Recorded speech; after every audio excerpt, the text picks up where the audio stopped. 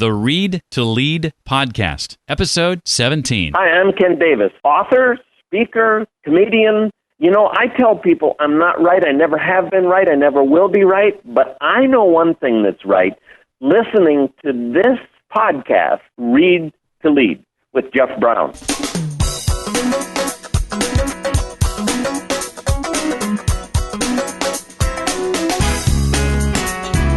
I want to know that at the end of my life, I can point to the sum total of my efforts on this earth, and I can say, yes, that represents me. I don't want to take my best work to my grave with me. Welcome to the Read to Lead podcast with Jeff Brown. Jeff believes that if you desire to achieve true success in business and in life, then consistent and intentional reading is a must. The Read to Lead podcast will not only help you narrow this ever-important reading list, but also bring you key insights and valuable feedback from some of today's most successful and inspiring authors. And now, here's Jeff. Welcome back to the podcast designed to help you develop a more intentional and consistent reading habit, because reading is essential to both your success in business and in life. We'll sit down with another successful and inspiring author this week. We'll talk about his latest book, but also his thoughts on leadership, personal development, career, business, marketing, and entrepreneurship. That author this week is Todd Henry, author of the book Die Empty: Unleash Your Best Work Every Day. We'll talk about the 7 sins of mediocrity and how to avoid them. We'll learn how to define our battles and what it means to be fiercely curious, among other things. But first, this episode brought to you by Brown Nose Media. That's Brown, K-N-O-W-S, Media. Brown Nose Media builds mobile apps and websites specifically for small to medium-sized businesses. If it's time for a new website, maybe you don't even have a website yet for your business, or you're looking to branch out into mobile marketing, Brown Nose Media can help. They can not only build you a great site or mobile app, but just as importantly, they'll give you the tools you need down the road to make the changes and additions that you need to make when you need to make them. In other words, they put you in control. During the month of October, you can get $200 off the setup and design fee of your mobile app, or $500 off the cost of your website build when you mention the Read to Lead podcast. To find out more, visit brownnosemedia.com. That's Brown, K-N-O-W-S, media.com. Todd Henry is the founder and CEO of Accidental Creative, a consultancy that helps organizations generate brilliant ideas. He's the author of The Accidental Creative and hosts a top business podcast of the same name. He's a sought-after speaker, consultant, and coach, lives in Cincinnati with his family. And he's also the author of a brand new book called Die Empty: Unleash Your Best Work Every Day, a book that Seth Godin calls one of the best books of the year. Todd, welcome to the Read to Lead podcast. Thanks, Jeff. It's great to be here. Thanks for having me. Now, first of all, I have to ask if you're an NFL fan. Well, I am. I'm a reluctant NFL fan. Living in Cincinnati, I have to say it's been a pretty tough run for the Cincinnati Bengals. But yes, I am an NFL fan. Well, I asked that today only because your team beat an undefeated team yesterday. You got to feel pretty good about that. I do. But the problem is that it's so inconsistent one week to the next. You know, the Bengals will play very inconsistently, but it looks like we're on the upswing, which is great. Let's just dive right into your book, Die Empty, a book that I'm about 3/4 of the way through and loving. I can't remember, Todd, the last time I wrote so much in the margins. I've got colored tab after colored tab. I've got Post-it notes throughout the book, things I want to tweet about when we're done, all kinds of stuff. I can't remember the last time I've spent this much time marking up a book, so thank you for that. Oh, thank you. That's really good to hear because, you know, as a writer, one of the things that you really aspire to is that people will not just necessarily just interact with your ideas, but will actually process them and apply them. And that's really the kind of book I wanted to write with Die Empty. Is not just a book you could breeze through and say, okay, that was good. What's next? But you really have to stop and think and process. So it's encouraging to hear that you're finding it to be that kind of book. And it's like you say with your speaking engagements, we need more than just inspiration. It's important to have application along with that. And I think your book does a great job of helping us apply these concepts. Oh, thank you. It's definitely the result of long and painful and internalized processing, of working with organizations and learning from their failures and their successes, and also individually as a leader and as a creative, learning from successes and failures as well. So if you feel the pathos in the writing, it's because I've made a lot of mistakes along the way, as we all have. But I've fortunately been able to to excavate some of the learnings from that and then put them out there for consumption. Well, one of the things I did when I launched this podcast was do an introductory episode where I talked about what it is and what it isn't. And similarly, you do that with Die Empty. And I want to frame the conversation with this and talk about when you say that phrase, what does it mean and what does it not mean, so we're all on the same page? Yeah, so the phrase die empty, so people hear that phrase die empty, and sometimes they might be tempted to think that it's about completely spending yourself every day, wringing out every ounce of energy that you have. And if you don't lay down completely exhausted every night, you're doing something wrong. That couldn't be further from the truth. That's not what I mean by the phrase die empty. What I mean is this: are you right now, as you're building a body of work, because we all are building a body of work, Jeff, every single one of us, every day, we're building a body of work. And someday that body of work will stand as a testament to what we really cared about. No matter what we say, where we actually choose to put our focus, our assets, our time, our energy, where we put those four things ultimately determines the body of work that we build. So the message of die empty is not about every day, are you completely spending yourself? It's about, are you living your life each day and spending those four things in such a way that someday in the far distant future, you'll be able to point to a body of work and say, yes, that represents me, and I can die empty of regret. I have no regrets about where I put my focus, my assets, my time, my energy.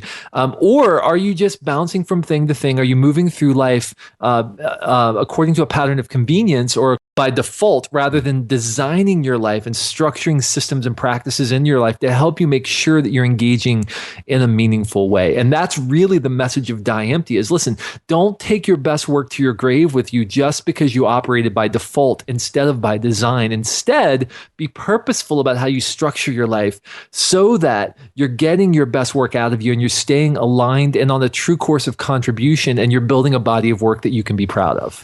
And this is sort of a sequel, isn't it, to The Accidental Creative? And I think you end that book with that story of the valuable land, and you walk away from this conversation with a friend, if I have the story right, of these two words that you just can't get out of your head. That's exactly right. Yeah, a friend was leading a meeting and he asked the question, what do you think is the most valuable land in the world? And we're all thinking, I don't know. So a bunch of people started throwing out guesses, and we were all wrong. We were guessing oil fields in the Middle East and gold mines of South Africa and all these things.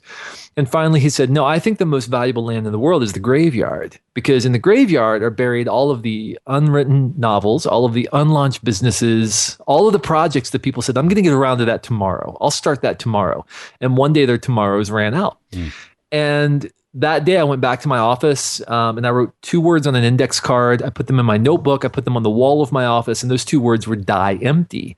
Because I want to know that at the end of my life, I can point to the sum total of my efforts on this earth, and I can say, yes, that represents me. I don't want to take my best work to my grave with me. And by the way, work, Jeff, isn't just your job. Work is any place you add value. So that's your family. It's how you treat the barista at Starbucks, right? Mm-hmm. It's how you spend your money. It's any place where you're creating value in your life where it didn't previously exist. That's work. And so when you sum up all of that work, all of those little deltas that you create through your efforts every day, at the end of your life, that will add up to a giant body of work, some kind of change that exists on this earth because you sucked air. And the question is, will that change represent what you really care about? Are you moving purposefully toward building a body of work every single day that you will care about, that will represent what you truly care about? That's the big question. And really, at the end of it, that's really what that whole story inspired in me. And that's why I wrote those two words, die empty, on the card. And that's obviously why I ended up writing a book called Die Empty. Now, it would have been a lot easier for me after The Accidental Creative just to stay squarely in my lane and write about innovation or collaboration or some of these things that my corporate clients ask for. And honestly, that's a far more financially secure place for me to go with my writing. But I just, this message was burning in my bones. And I just realized this is really the thing that I need to write next. And so I'm glad I did, regardless of the consequences. I'm glad that this is the direction that I went next. And you say in the book that brilliant work, and I'm quoting here, is forged by those who consistently approach their days with urgency and diligence. And you go into detail about adopting this mindset of urgent diligence. And I was wondering if you could expound on that a little bit. Yeah, well, urgency and diligence are the foundation of hustle, right? If you want to describe hustle, I think you could say to hustle means to approach your work with urgency and diligence, meaning it's urgent right now. I need to get about it. I don't have time to dilly-dally.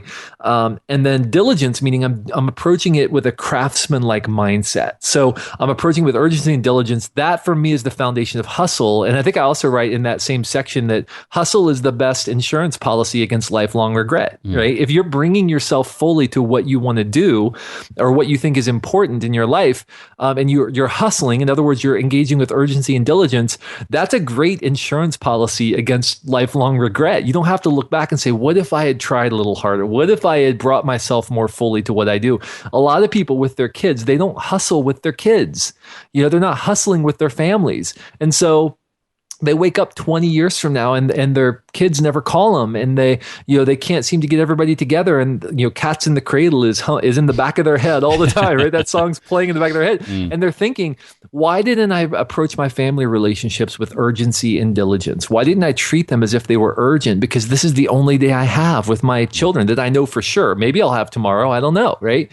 So, and the same with our job. Why am I not, when I'm at my job, approaching my life with urgency and diligence? Because this is the only chance I know I have to bring myself fully. Can I lay my head down tonight satisfied with the work I did today? And that doesn't mean spending myself fully every single day. It doesn't mean I lay down exhausted every night. What it means is, am I bringing myself appropriately for the circumstances? So am I pouring myself fully into what's in front of me? And then occasionally, obviously you have to redirect and do something else. You never get everything done every day. That's not the point. The point is, are you bringing yourself fully to whatever is in front of you on a daily basis? Now, you've helped us define what you mean by work as anything to which you can add value, and you go on to suggest that there are basically three kinds of work, and I'd like for you to, if you would, define each of those and what putting them together looks like for us.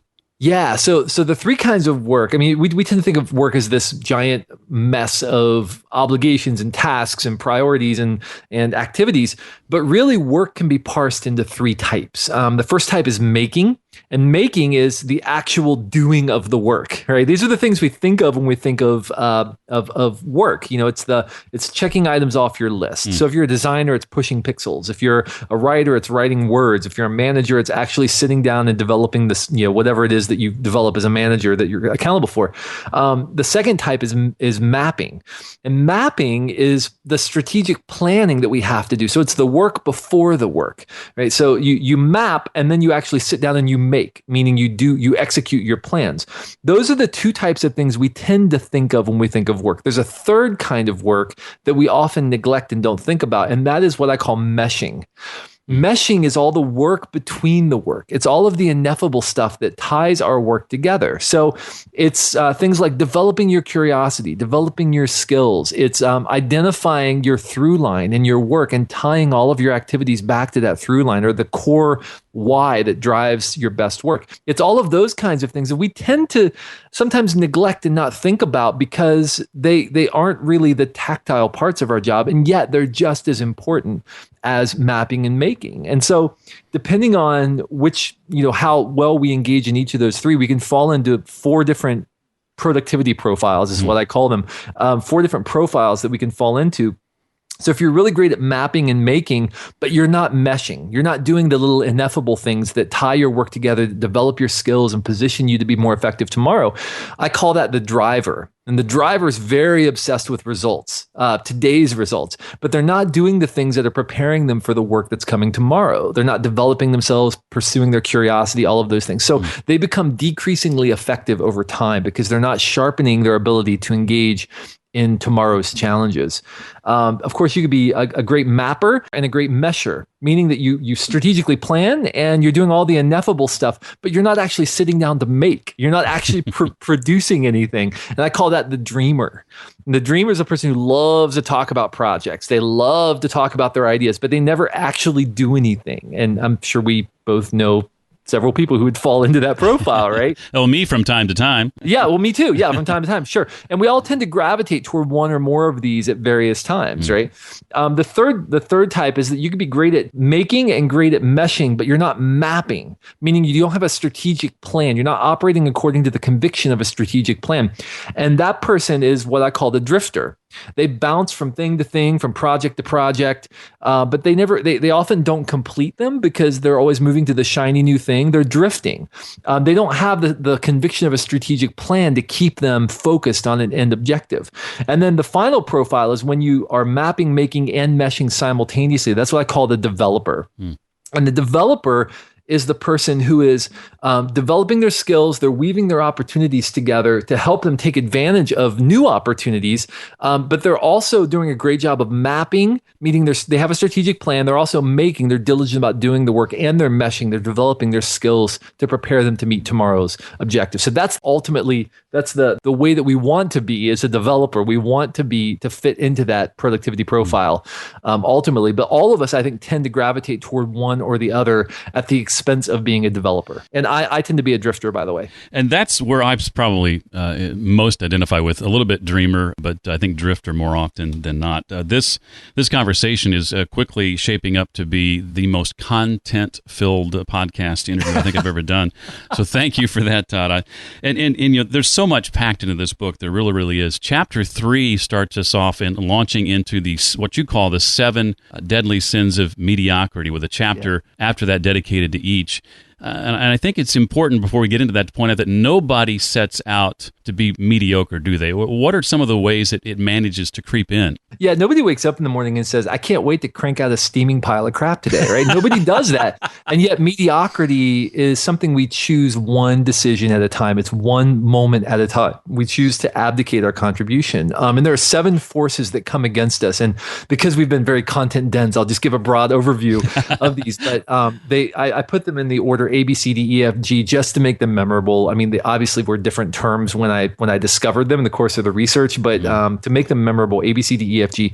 Aimlessness, which is a lack of definition for your work. It's a lack of understanding the true battles that you're trying to fight every day. The countermanding principle there is, of course, to define your battles, to define your productive passion, the through line that ties your work together. B is for boredom. And boredom is when, we become intellectually disengaged. We're not following our curiosity, and we're not developing our minds. So the countermanding principle there is to be fiercely curious. And in the book, I give some practices to help all of us be more curious in how we ask questions and push into those uncomfortable places where great ideas lie. C is for comfort.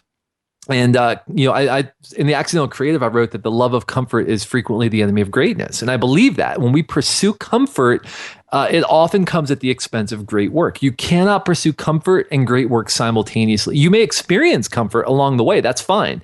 But you cannot pursue both of them at the same time. Eventually, you will have to choose between what's comfortable and doing great work. Those who do consistently great work are the people who choose to do the right thing, even though it's the uncomfortable thing. So we cannot. So we have to commit to an ethic of innovation and personal growth. We have to step outside of our comfort zone.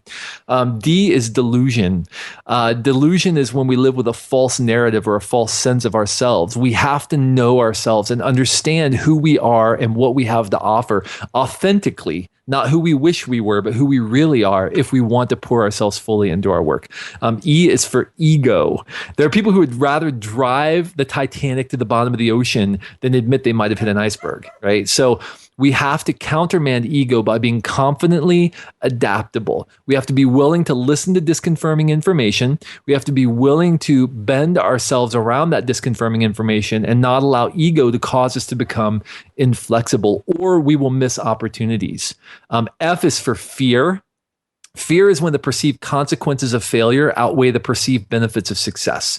And when that happens, it paralyzes us. It paralyzes us, keeps us in the corner, prevents us from acting. And so in order to countermand that, we have to find our voice. We have to take small strategic risks every day to step into those uncomfortable places, not knowing what the result might be, but knowing that on the other side of it, we will understand ourselves better and be able to bring ourselves more fully to our work. Or as my friend Thad Cockrell says, we have to walk into dark rooms and turn the light on. That's what we have to do every single day. And then G is guardedness. And this is what happens when we become closed off to others, when our world becomes a smaller and smaller set of concentric circles. As we become more successful, Jeff, it's easy to close ourselves off from other people and to not listen to disconfirming information, or worse, to completely close ourselves off from the inspiration and and the kinds of challenge that come from deep interpersonal relationships. So we have to stay connected, and we have to have probing conversations. We need mirrors in our life to reflect back to us what they see, so that we can understand how we actually are being perceived and how we are interacting in the world, rather than living with self-delusion, and so that we can stay on a more productive and true course toward where we want to be and build a body of work we can be proud of. Now, I want to go back and dig in just a little bit deeper into one of those, if we can, Todd. And that one is one that's near and dear to me, and it's comfort. And I think of words like security and things of that nature. And I'm the kind of guy that has spent much of my life working for someone else and having the steady paycheck and the benefits and all these different things, and thinking of that as security, when really it's anything but, when it can be taken away from you so easily. Right. And foregoing the other end of that, which is freedom oftentimes. Chapter 3 digs into comfort, and you make a statement that is very eerily similar to kind of the why that I base this podcast on. The show is based on the belief that intentional and consistent reading is one of the keys to success in business and in life, because doing so, I believe, leads to accelerated growth. And you state that growth doesn't happen by accident. It's the result of, and these two words come back again, intentional effort and consistent progress. So many of us struggle with goal setting, I think, and that's why I wanted to touch on this. You lay out in that chapter 3 kinds of goals that will help you grow. There's step, sprint, and stretch. And I got so much out of this, and I would love it if you could take a moment to kind of break those down and define those for us. Sure. Yeah. So, a step goal is a goal that we set for ourselves, that it's essentially a daily goal, right? It's a goal that we're going to hit today. It's a short-term, short arc goal that we know we can hit. A lot of the problem with goal setting, a lot of times, Jeff, is that we set these big, audacious goals, especially around the first of the year. We say, I'm going to run a marathon in May, right? Or something. Mm-hmm. We set these, and maybe that's a perfectly reasonable goal. I don't know. I'm not a runner. So, I'm going to run a marathon in 2 weeks, right? Or something. We set this big, audacious goal that's absolutely crazy, with no way whatsoever that we could possibly hit the goal. Well, what we need to do instead is say, okay, where do we want to be? What is our stretch goal? So where do we ultimately want to be? And then we can back our way up and say, okay, now I need to set a sprint goal, which is going to be a series of step goals, and that's going to progress me toward where I want to be. So once you set your sprint goal, then you can back up and say, okay, what are the steps I need to do to get there? And they all nest within one another. So it breaks the goal setting process down into very manageable chunks so that you can measure your progress. One of the reasons people don't hit goals is because they have no way of metering their progress, no way of knowing, am I making progress or not? So when we nest our goals like that, it helps us have milestones along the way, helps us experience success along the way. I mean, to your point about reading, if you set a goal that I'm going to read 100 books this year, well, okay, that's great. I mean, I would question maybe the wisdom of just breezing through that many books, right? Maybe It's better to pick maybe 20 books and really delve into them. But regardless, if you're going to do 100 books this year, you can say, okay, well, I need to read about 2 books a week, right? So let's say the average book is 200 pages. I can pretty easily and quickly figure out how many pages I'm going to need to read a day, which also lets me know about how many hours or whatever per day or week I'm going to need to set in order to do it. That's how step, sprint, and stretch goals work, and they nest within one another, and they give us very clear and concise metrics to measure along the way. It reminds me of the conversation I had with Robert D. Smith early in the life of the podcast. He wrote a book called 20,000 Days and Counting, and he really stresses how we as a society think of our lives in years when we should be thinking of them in days. Yes. And if you want to write a book, don't be overwhelmed by the idea of writing a book, but think about what you can do in 15 minutes today to, and write out your chapter titles or something, and really break it down into manageable chunks. You go on in the Live Empty chapter 11, kind of along these same lines, talking about the importance of thinking of and reviewing work and priorities, not on a weekly basis, but on a daily basis. Why daily?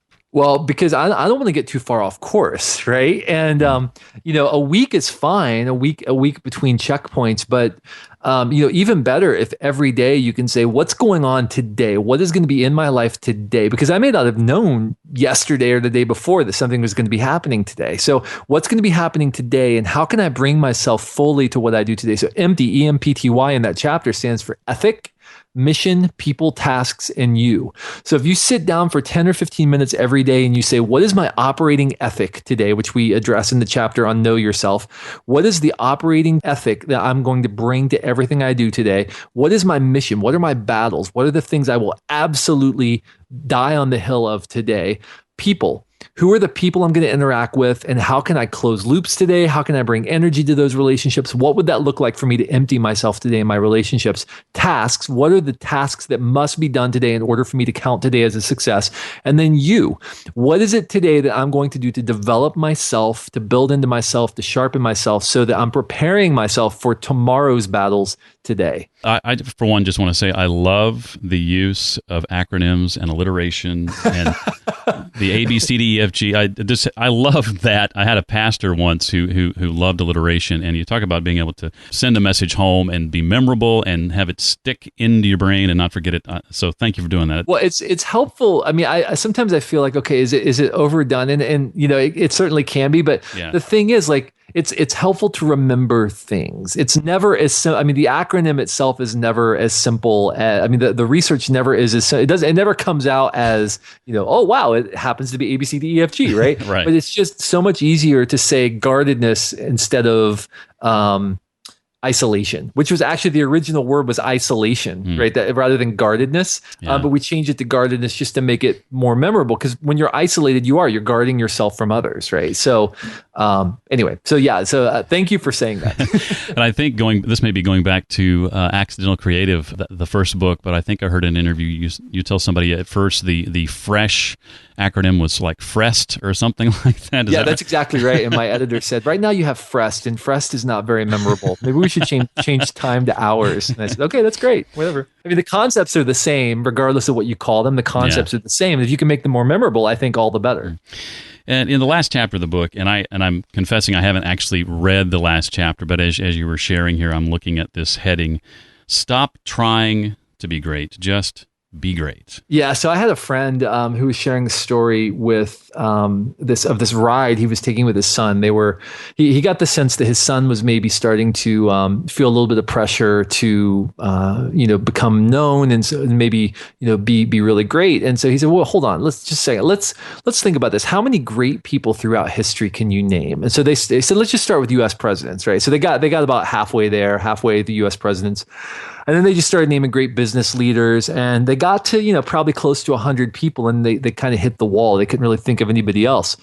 And so he said, so you're telling me is that you are trying to be number 101 on that list. Is that what you're telling me? Of all the people throughout history who have been great, we can name maybe 100 people that come to mind immediately. And you're telling me you want to be number 101. And he said, listen, instead of worrying about being perceived as great, instead of worrying about being the greatest in your field or your industry, just find something to do and then just be great at that. And just settle for loving what you do, for pouring yourself into it and becoming as great as you can at what you do. And you know what? Down the road, if somebody recognizes you, that's great. But don't stop trying to be great. Just be great at what you do. And then if people recognize it, fantastic. If they don't recognize it, that's not your problem. It's not your job to build a legacy. Your job is to make those little decisions along the way that build a body of work you can be proud of. And then somebody else will backward engineer that into a legacy at some point. But that's not your job. Your job is just to do every single day, to pour yourself into what you do. Well, we've managed to cover quite a bit of material in a relatively short period of time. But before I move on to some other questions, Todd, is there anything else that you'd like to share from the book that we haven't covered yet? Yeah, I think the most important thing, Jeff, again, is just if you don't think about anything out of this interview other than this, just realize that today you are building a body of work. This is not a rehearsal for your life. This is not a chance for you to audition for a better life at some point, right? This is your life. This is your opportunity today. Are you spending your focus, your assets, your time, and your energy in a way that you will be proud of later? If you do nothing else other than sit down every day and ask yourself that question, you're going to be far ahead of the game. Well, if you had to narrow down all the leadership lessons you've learned to one central theme over the course of your career and your opportunity to consult with businesses, what would you say that is if you had to pick just one? Oh, wow. Just one. Okay. So here's the thing. I believe firmly in the principle that the leader gets to take the most arrows. Defend your team to the death. That's probably the principle. The fastest path to irrelevance as a leader is selling out your team. It's throwing your team under the bus. You have to defend your team to the death, and you have to be willing to go first and take the most arrows. And if your team sees you doing that consistently, they will follow you anywhere. But if they see you selling them out, or if they sense that you have some other objective in mind other than just doing what's best for the team, you will be on the fast track to irrelevance as a leader. The best way to know if you're a leader is to turn around and see if anybody's following you. If nobody's following you, then you have a title, but you're not a leader. I think of all the leadership lessons that I've learned in my career, Todd, that one just took the number one position. What role would you say, Todd, intentional and consistent reading has played in your career and your success? Because I'm assuming that you do a certain amount of reading. Oh my goodness! Seriously, and that's one of the reasons I was thrilled to do this podcast interview. That has been the single biggest practice in my life over the course of the last, I'd say probably decade and a half. That's been the single biggest practice in my life that has been transformative to me, to my life, to my relationships, to my effectiveness as a leader. I have the very first thing I do every morning is I pour a cup of coffee, I grab my breakfast, and I go to my home office and I read. I study for about an hour, hour and a half. And I've been doing that for years and years and years and years. And I read and I write and I think about how what I'm reading applies to the work I'm doing. And it has been absolutely transformative to my life and my work. And I agree 100% that consistent, sustained, disciplined study and reading over the course of time, communing with great minds, as Stephen Sample calls it, over time will absolutely transform your life, transform your work. There's just no two ifs, ands, or buts about it. I mean, it just will happen. You must do this if you want to be effective. Well, that begs the question then, if you don't mind, if you'll indulge us, a couple of books that you've read in the last, say, year or two that have had a great impact on you, and maybe why or how they impacted you. Sure, absolutely. Okay, so I'll give you my obvious ones that have impacted me, and then or maybe they're not so obvious, but these are sort of like more contemporary, right, books. So the one book that I think everybody who has a creative function and is trying to do anything unique in the world absolutely should read, and it might very possibly be my favorite book of all time. So I know that's setting a pretty high bar, but it might be my favorite book of all time, is a book called Born Standing Up by Steve Martin. Okay. Steve Martin, the comedian. Well, I shouldn't say the comedian, Steve Martin, the performance artist, because he's not only a comedian, he writes screenplays. He is now touring with his bluegrass band playing banjo, right? I mean, this guy has done unbelievable stuff. He's produced an amazing body of work over time. And, but the book, Born Standing Up, is his journey of finding his voice as a stand-up artist and all of the ups and downs, the peaks and troughs, and everything that he went through in that process, the successes and the failures. And one of the greatest lines in the book, and I think I even included this as a quote in Die Empty, he said at one point, I spent 18 years doing stand-up comedy. 10 of those years were spent learning my craft, 4 of those years spent perfecting my craft, and 4 of those years in wild success. He said, I set out for comedic genius and fame fell on me as a byproduct. The course was more plodding than heroic, right? And I think anybody who's trying to do something remarkable, if you just read this book and you look at his journey and you can recognize yourself on that path, and you can recognize, listen, here's a guy who was about to give up when he was 30 years old because of an arbitrary deadline he had set. And then his break came and he became this comedic genius we know today, right? We never know as we're working when those opportunities are going to come. But we have to recognize that we only are able to spot opportunity if we've been doing the diligent work to prepare ourselves. And that doesn't even mean we can leverage the opportunity. Just to spot the opportunity means you have to prepare yourself in advance to know what an opportunity looks like. So that is a fantastic book, highly recommended. Another one I read is by a guy named Cal Newport, who I think is doing some of the most fresh thinking on deep work and some of this stuff related to career and passion and all that. It's called So Good They Can't Ignore You, which, by the way, is also borrowed from a Steve Martin quote. So it all goes back to Steve Martin. But the point of this book is, listen, stop worrying about following your passion. Instead, identify something you can do and then pour yourself into it and redirect as you go. And Cal did a great job. I started reading this book on a flight to Istanbul. I picked it up and I'm like, oh, okay, I'll read a little bit of it and then we'll see where it goes. I finished the book and then reread it on the trip. I reread it, I finished the book on the flight and then I reread it. It was a great book. So Good They Can't Ignore You is an outstanding book. Highly recommend it. And then a book by Clayton Christensen, who wrote The Innovators Dilemma, How Will You Measure Your Life? And he says we all need operating theories to live by. We need a theory to guide our behavior and our activity every day. And so he offers some thoughts about how to develop the kind of theory that you need in order to guide your life and your choices and live a life that is a life of purpose. And so the ultimate question he asks is, how will you measure your life? Which I think is a really important question for all of us to ask. Well, very good suggestions. And I'm happy to say that none of those three have been recommended by previous guests. So we've got 3 brand new books to read. That's awesome. Oh, perfect. Well, before we wrap up, Todd, let us know where we can find you, your website, your Twitter handle, and any maybe new projects coming up you may be working on that you'd want others to know about.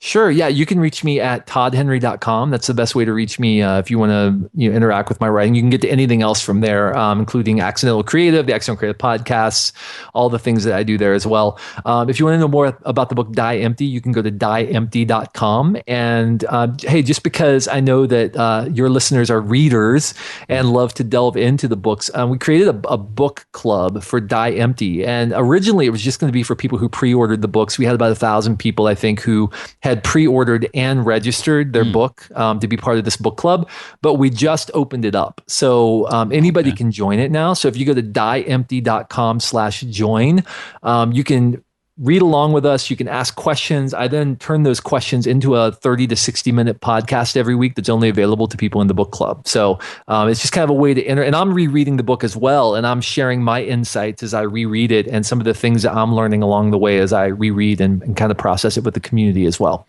I'm so glad you shared that because I'm going to be joining that today. And I'm actually I'm considering, I'm in a mastermind group, a relatively small one, about 4 or 5 guys. And I'm seriously considering recommending this book for our next read. And so we'll be sure to incorporate the website aspect of that as well as we do.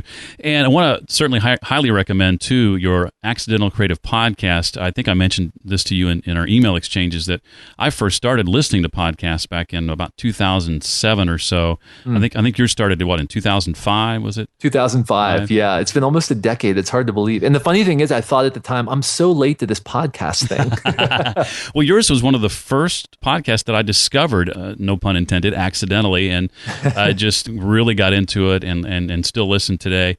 And sometimes I'm juking with you for position in the career charts, but that's another topic for another day. Todd, thank you very much for being a part of the podcast. It was so much a pleasure having you on, and the book I cannot recommend highly enough. Well, thank you, Jeff, and thanks for the great work you continue to do. And, you said some kind things about my podcast. I'll say the same. When I'm out on my long walks, your podcast is a staple. It's one of the ones I listen to along with a handful of others. So thanks for the work that you do. I have to completely agree with Seth Godin, who I quoted at the beginning of this conversation. One of the best books so far this year. Again, it's called Die Empty. If you'd like to let Todd know what you thought about today's episode and the insights that he shared, you can send him a tweet. It's at Todd Henry on Twitter. Again, that's at Todd Henry on Twitter. To comment on this episode, just go to readtoleadpodcast.com/017 for episode 17. Again, readtoleadpodcast.com/017. That's also where you'll find the show notes for this episode that includes all the resources that Todd and I talked about today. If you've yet to rate the podcast, I'd like for you to do that soon. We're trying to reach 100 5-star ratings and reviews by the end of this month, and we're getting really close. Now, this helps folks find the podcast, makes it a little more visible in iTunes. And if you happen to give it a 5-star rating and leave a review so I know who you are, I'll be sure and mention you by name in an upcoming episode as a small way of saying thanks, like Mr. Aussie 65, also Ruben Martinez, Awesome Kickflip 123, and Kay Landwehr, all leaving 5-star ratings and reviews in the last few days. To leave a review of your own, just go to readtoleadpodcast.com/iTunes. That's readtoleadpodcast.com/iTunes. And I haven't mentioned this in a while, but if you're on Twitter, one very simple way you can share about the podcast with those who follow you is simply by going to readtoleadpodcast.com/Twitter. There you'll find a tweet already written out for you, making it easy for you to share your love of this show. Again, it's readtoleadpodcast.com/Twitter. Well, that'll do it for this week. I hope very much to see you again next time on the Read to Lead podcast. Thanks so much for listening to the Read to Lead podcast. As a subscriber, we challenge you to be more than just a passive listener. Become a vital member of the community. Visit us on the web at readtoleadpodcast.com and chat with other members at facebook.com/readtoleadnation. Until next time, remember, leaders read and readers lead.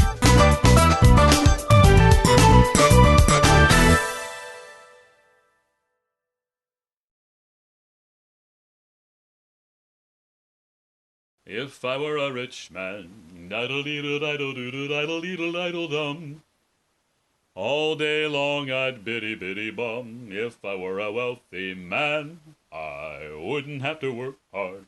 Diddle-diddle-diddle-doodle-diddle-diddle-diddle-dum. All day long I'd biddy-biddy-bum. If I were a wealthy man.